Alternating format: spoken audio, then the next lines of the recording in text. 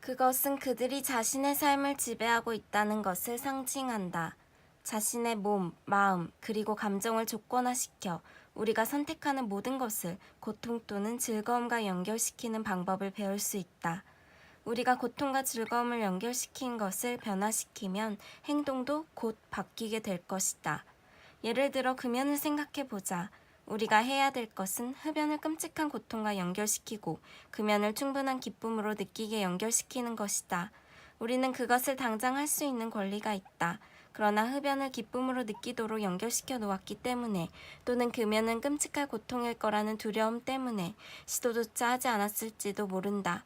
금연한 사람을 만나 물어보면 흡연이 그들에게 무엇을 의미하는지에 대한 생각을 바꾼 그날 바로 흡연 습관이 바뀌게 되었다는 것을 알 수 있다. 스스로 인생 계획을 짜지 않으면 다른 사람이 우리 인생을 지배할 것이다. 메디슨가에 모여있는 광고인의 사명은 우리가 무엇을 고통과 즐거움에 연결시킬지 좌우하는 것이다. 광고 전문가들은 사람들을 움직이는 것은 제품과 연결된 감정이지 이성이 아니라는 것을 분명히 알고 있다.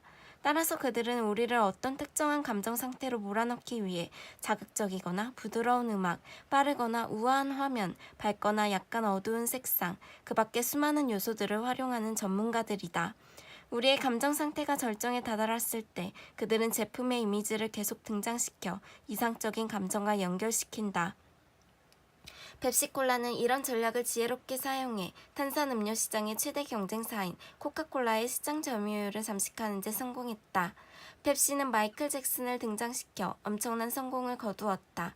마이클 잭슨은 목소리, 얼굴, 그리고 몸짓을 이용해 사람들의 감정을 고조시키는 데 인생을 바쳐온 사람이다. 마이클은 사람들이 기분 좋은 느낌을 다시 즐기기 위해 그의 음반을 샀던 것처럼 사람들을 기분 좋게 자극하기 위해 춤도 추고 노래도 불렀다. 펩시는 그런 기분을 어떻게 자신들의 제품으로 연결시킬 수 있는지 물었다.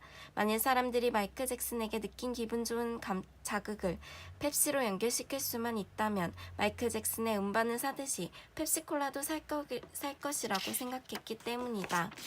어떤 제품이나 아이디어의 새로운 느낌을 연결시키는 과정은 기초적인 조건화 작업에 필수적이다.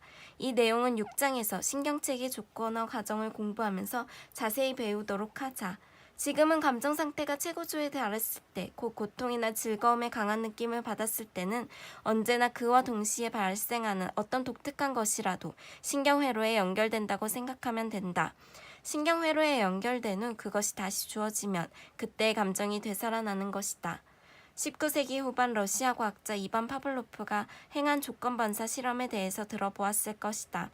가장 유명한 실험은 개에게 먹이를 줄 때 종을 치는 것인데, 그러면 개가 자극을 받아서 침을 흘리고 먹을 때의 느낌을 종소리와 연결하는 것이다. 파블로프는 이 실험을 충분히 반복했을 때 개는 먹이가 전혀 주어지지 않아도 종소리에 자극받아서 침 흘린다는 것을 발견했다. 파블로프가 펩시와 무슨 관련이 있을까? 첫째, 펩시는 마이클 잭슨이 우리 감정을 최고 상태로 만들도록 활용했다. 그리고 그 순간의 제품을 보여줬다.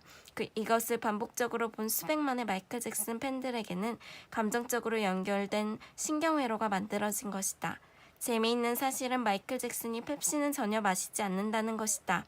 그리고 광고에서 보듯이 펩시캔을 들고 있지도 않았다.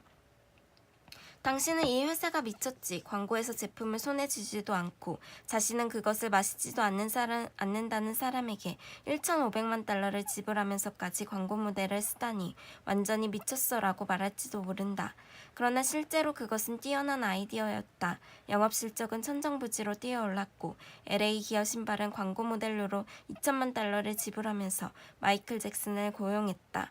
그는 지금도 사람들의 기분을 바꾸는 능력이 있기 때문에 나는 그를 감정 유도사라고 부른다. 소니와 CBS사와 10억 달러가 넘는 것으로 알려진 레코드 앨범 신년 계약에 서명했다. 사람들의 감정 상태를 바꿀 수 있는 그의 능력이 그 자신을 무한한 가치가 있는 인물로 만든 것이다. 이것은 모두 특정 행동과 즐거운 느낌을 연결시키는 데 기초를 두고 있다. 만일 그 제품을 사용하기만 한다면 환상적으로 살 수 있다는 것은 단지 생각일 뿐이다. 광고에서는 만일 우리가 BMW 자동차를 몬다면 탁월한 감각을 소유한 뛰어난 사람이라고 있게 한다. 만약 현대자동차를 몰면 지적이지만 검소한 사람이라고, 폰티액을 몬다면 인생을 즐길 줄 아는 사람이라고 말한다.